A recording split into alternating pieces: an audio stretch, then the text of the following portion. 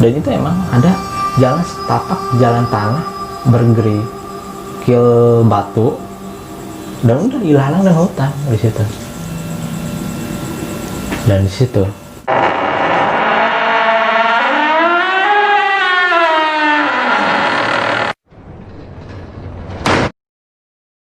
Assalamualaikum warahmatullahi wabarakatuh. Balik lagi di channelnya Kru Pandau. Oke, semoga kalian yang setia penontonnya Kru Pandau selalu diberikan kesehatan, diberikan panjang umur, dan dimudahkan segala urusannya. Oke guys, gue mau cerita dikit nih tentang pengalaman diri gue. Mau tahu, penasaran? Oke, gue bakal mau cerita pengalaman horor gue, dan ini kisah nyata. Sebelumnya, kalian udah siap? Jangan nonton sendirian, dan siapkan handset kalian, duduk manis, dan siapkan cemilan. Oke, sebelumnya kita nyalakan mode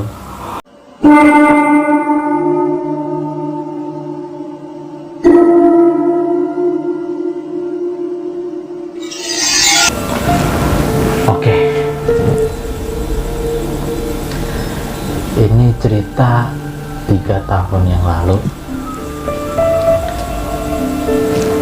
ketika gue baru menikah sama bini gue. Jadi ceritanya gini, gue baru menikah seminggu, dapat seminggu, dan gue mau, ya biasalah, lo ngerti kalau orang habis nikah kan bulan madu atau mau berduaan ya. Dan gue memutuskan untuk liburan ke Gunung Salak atau tempat wisatanya Curug Cigamea gitu. Mungkin kalau kalian tahu, mungkin tahu ya, Curug Cigamea yang ada di daerah Bogor, Jawa Barat. Gue kenapa milih situ? Karena satu, gue kan di daerah Karawaci sekarang tinggal, dan nggak jauh banget kalau untuk ke situ. Jadi gue itu nyarinya nggak yang jauh-jauh dulu, deket tapi pemandangannya lumayan lah. Oke, nggak jelek-jelek banget, dan tapi bikin have fun. Oke, jadi gue itu kenapa milih itu, karena gue dulu pernah jalan-jalan atau touring sama temen gue ke Cigamea. Makanya gue ngambil situ karena tempat dekat, murah, dan strategis. Makanya gue ngajak ke situ sama bini gue. Nah, singkat cerita aja, ketika gue berangkat itu hari Jumat malam Sabtu ke jam 8 malam dari Karawaci. Mungkin sampai sono gue keadaan nyampe jam 11 malam. Nih, singkat ceritanya, perjalanan gue udah sampai daerah Bogor dan masuk ke gapuranya Cigamea ya. Dan gue ketemu security di situ. Itu keadaan gue lihat, gue nanya ke bini gue, "Bun, udah masuk jam berapa sekarang?" "Udah jam 11 malam nih." "Jam 11 malam." Ya udahlah, gue tenang dong, karena gue hafal jalan dan gue tahu itu ada security. Gue agak-agak ingat, lupa ingat ya, itu gapuranya kok benar, tapi kok kayak ada yang beda. Yang bikin bedanya ini gini, ini pos, ini pelanggan, nah di sana itu penerangan nggak ada, dan gue lihat pohon-pohon tinggi di situ. Karena gue udah lama banget, udah 3 tahun, ya mungkin udah 5 tahun, 6 tahunan gue udah nggak pernah ke situ lagi. Mungkin udah ada perbedaan, pasti biasanya seperti itu bangunan. Dan gue nanya security itu, "Pak, punten, Kalau bahasa Sundanya ya, Pak punten bade narios Kak, Cigamea lewat mana ya? Ditunjukin lah masuk, tapi padahal itu kan pelang udah ditutup kan. Pikir gua mah emang udah ada jam waktunya harus ditutup, karena mungkin karena penerangan nggak ada, tapi dia silakan masuk gitu kan. Oh ya langsung aja lurus katanya gitu. Dan gue anehnya itu security sambil ngerokok dan pandangan ke gue itu kayak kosong gitu. Dan gue nggak jelas banget karena posnya aja penerangannya kurang. Dan di situ bini gue negor, Bi emang benar ini jalannya seperti jalannya, ingat emang begini. Ya kata gue, ya ingat ini kok bener jalannya, itu tadi security juga ngomongnya kan begitu. Nah gue ngomong ke bini gue seperti itu, akhirnya gue pede jalan ke, tetep nanjak, semakin nanjak gue masih ketemu nih 1-2 mah motor. Dan gue udah ketemu ada kayak macam komplek gitu kan, masih ngelewatin komplek kan. Pas gue udah turun dari komplek itu, tetap jalan masih bagus ya, itu jalan masih bagus, masih jalur 2 mobil. Pas jalur 2 mobil makin jauh, makin nggak kelihatan itu komplek, itu makin kecil, cuma untuk 1 orang pejalan kaki. Coba lo bayangin, makin kecil.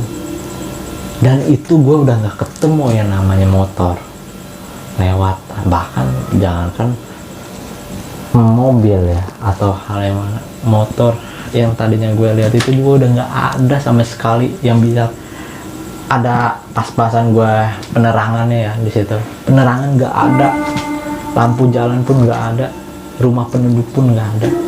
Gue udah kayak masuk perhutanan di situ. Dan ketika gue masuk perhutanan, gue masih ingat banget, semakin jalan aspal makin kecil dan akhirnya yang gue temuin apa? Jalan rusak, hutan, dan gak ada penerangannya sama sekali.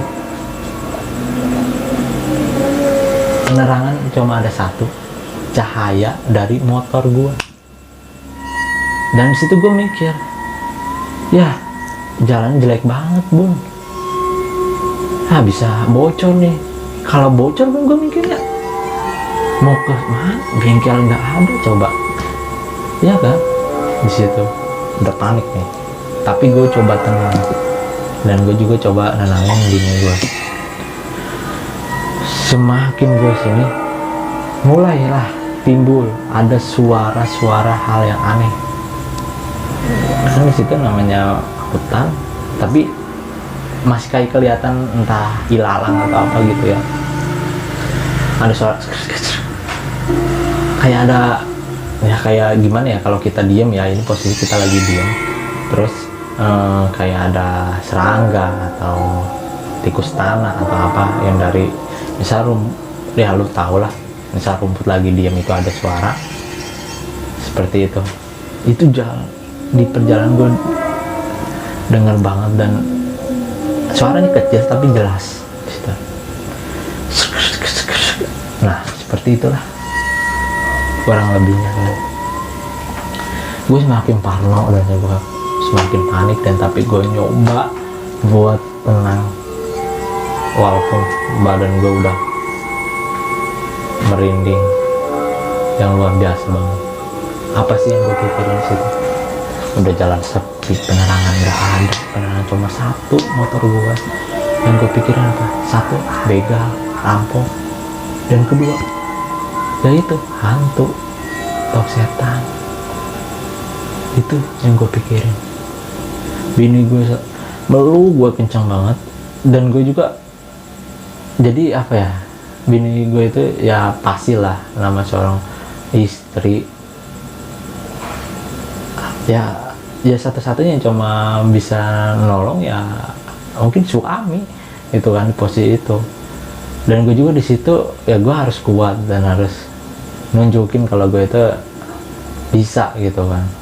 ngelindunginnya, walaupun gue nggak tahu di posisi itu gue harus gimana gitu kan. Dan gue udah sampai jalan gitu kan, udah nanjak turun lah, udah belok-belok gitu kan. Yang gue inget ya sorotan dari motor gue aja gue ikutin, dan itu emang ada jalan setapak, jalan tanah bergerikil batu, dan udah ilalang dan hutan di situ.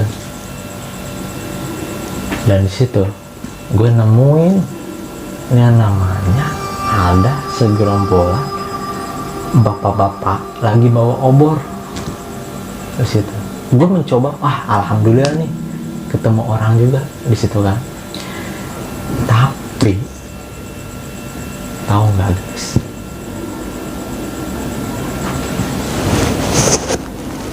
di situ ada 2 rumah tua zaman dulu banget, jadul ya kalau menurut gue kalau lihat di film-film itu emang itu udah nggak layak di dihuni. Dan gue nanya di situ, ngelewatin, gue berhenti dan gue turun dari motor, permisi, assalamualaikum pak, punten Mbak Denarios, lamun ke tempat wisata Cigameta kemana? Semua kan gitu, ngomongnya kan seperti itu. Tapi apa? Gue dicuekin. Dia tetap fokus sama obrolannya. Gue nggak tahu ya dia ngomongnya apa. Emang satu bahasa Sunda, itu Sundanya sudah halus banget. Dan kedua, ngomongnya pelan. Dan gue ngeliat ada 2 sosok anjing. Anjingnya gue masih inget banget, warna coklat dan kayak herder ya, kayak ya mungkin dia bapak-bapak itu mau berburu kali ya. Gue sih Allahualam ya ke situ. Dan gue nanya lagi sampai kedua kali masih dicuekin. Ketiga kalinya ada yang nyaut. Langsung jawabnya apa? Oh iya, lurus aja. Gue mikir emang iya kali ya. Ya udah, gue langsung putar balik dan gue naik ke atas. Dan tetap yang gue temuin dia jalan kerikil dan tanpa ada pencahayaan satupun. Dan di situ gue balik lagi apa? Gue nongol ada di komplek pertigaan yang mau turunan itu. Gue inget kan yang tadi ada komplek dan gue turun nih di situ kan, yang makin melebar jalan, makin kecil. Nah di situ gue makin nggak tenang. Nah kan itu ada perempatan itu ya, gue mikir oh iya tadi kan udah belok sini ya. Ternyata gue ceritain ini, ternyata pas gue belok nih ke kiri ya, tadi kan gue ke kanan ya, sebelumnya gue ke kanan, nah sekarang gue ke kiri coba. Dan ke kiri pun gue sama nemuin hal, jalan tanpa pencahayaan, jalan kerikil, batu, udah lubang-lubang. Akhirnya gue muter, itu kayaknya gue diputar itu, jalan itu putar, dan gue masuk lagi ke kompleks itu lagi. Akhirnya apa? Gue mutusin buat ngambil jalur kanan yang turunan tadi itu, biar apa? Gue ketemu bapak-bapak lagi. Gue makin tancap gas dong, lebih cepat perjalanan gue, karena gue udah tahu sebelumnya gue tadi udah lewat sini dan jalan lurus aja, ya kan? Walaupun itu gue lihat kondisi motor gue yang bakal mikirin, aduh entah atau kenapa itu sempet pas gue lagi bawa motor itu kayaknya kayak knalpotnya kan, motor gue Matic ya. Nah itu kena kayak kerikilan batunya gitu sampai tuh aja.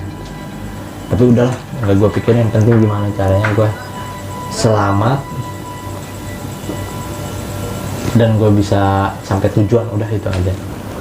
Gue terus berdoa, zikir terus yang gue bisa. Tahu nggak Ben? Gue sebelumnya lupa, belum cerita. Pas lagi katanya bapak-bapak bilang Cigamenya sono di atas, Ingat kan pas gue ngomong itu? Nah di situ tuh ada, ya itu kan khusus jalan buat pejalan kaki doang, tapi itu kayak bentuknya kayak perempatan gitu. Dan akhirnya gue nemuin tuh perempatan di situ. Gue berhenti di situ. Apa yang gue lihat? Ya Allah, itu rumah udah nggak ada, dan bapak-bapak itu juga udah nggak ada. Gue makin merinding di situ. Langsung gue tancap gas naik ke atas. Dan pas gue naik ke atas, suasana udah makin gak enak. Suasana udah kayak ada orang yang mengikutin gue. Gue sampai ada pikiran parnonya seperti ini. Bini gue udah nangkep aja ya, nangkep gue aja udah kayak ketakutan. Dan gue juga sama, gue takut. Tapi yang gue pikirin ada selintasan, entah bini gue mah di mana, tahu-tahu yang di belakang gue itu bukan dia. Itu ada selintasan di pikiran gue. Karena apa? Gue udah nggak beres ini. Gue dari tadi tuh gue jalan itu gue udah nggak beres. Nah tiba-tiba saking gue kebut dan udah gue nggak peduli, yang penting gue nyampe, gue nggak peduli kondisi motor atau gimana, yang penting gue nyampe. Dan gue terus berdoa. Akhirnya apa? Gue ketemu kayak macam penduduk, tapi itu sepi banget. Tapi nggak apa-apa, yang penting gue bisa tenangin diri gue dulu, dapat pencahayaan di situ kan, lebih tenang, lebih fokus, dan lebih berpikir gue lebih positifnya cepat di situ. Nggak ada langsung blank kiri kanan, gue berpikiran negatif atau hal-hal yang harus dipikirin kan. Dan akhirnya di situ gue ngeliat makin aneh. Tapi gue buat narik nafas, gue ngomong sama bini gue, Bun, ini kok kita mau jalan-jalan malah begini ya? Ini udah jam berapa? Pas dilihat udah mau jam 1. Berarti gue muter-muter itu udah 2 jam dari pos itu. 2 jam gitu. Dan akhirnya gue ketemu ada kakek-kakek dari belakang sambil ngerokok, bawa sarung, pakai jubah selampe merah. Gue inget banget itu. Dan dia nanya, emang tampang pucet? Dan gue yang nanya, ya gue turun karena gue menghargai itu lebih orang tua. Tapi gue sebelumnya lihat dulu sarungnya, emang dia nutupin sampai ke kaki. Gue takutnya kakinya melayang ke situ doang kan. Tapi gue coba berani, nggak assalamualaikum, nggak nanya gitu kan. Waalaikumsalam, dijawabnya seperti itu. Saya nanya, Mbah, punten Raden Aryo, lamun kak wisata 3 Meata kemana gitu kan.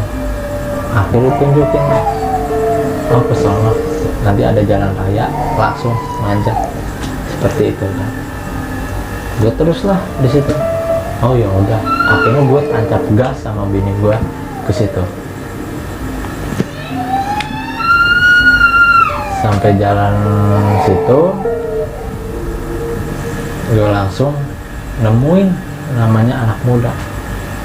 Gue sempet nggak percaya karena jarak dari gue tadi rumah bilik itu yang ketemu kakak itu udah berapa meter, itu tapi nggak ketemu. Akhirnya gue ketemu anak muda itu, dan benar dia bilang lurus aja nanti ketemu jalan raya, langsung naik ke atas. Dan akhirnya gue ketemu jalan raya, dan gue masih ingat banget pas lagi sama teman-teman gue pernah lewatin jalan ini. Dan di situ udah ada pelangnya, Gunung Salak atau Curug 3 Mea di situ. Ya alhamdulillahnya gue nyampe tujuannya dari situ. Oke guys, menurut kalian gimana ceritanya? ini pengalaman horor yang nggak bisa gue lupain sampai sekarang, sampai gue punya anak. Sorry ya tadi anak gue juga nangis. Nah sampai gue punya anak, cerita horor ini masih ngebayang di diri gue. Oke guys, kalau kalian suka dengan video ini, jangan lupa yang belum subscribe channel ini, Bro Pandawa, jangan lupa like-nya ya, dan isi kolom komentarnya barangkali kalian punya cerita yang menarik atau yang horor, entah di kosan, entah di rumah sendiri atau di kampung, atau pengalaman hal apapun bertema horor, bisa cerita atau kirim ke email yang di sini. Oke. Gua Sofian dari Bro Pandawa. Selamat malam dan terima kasih.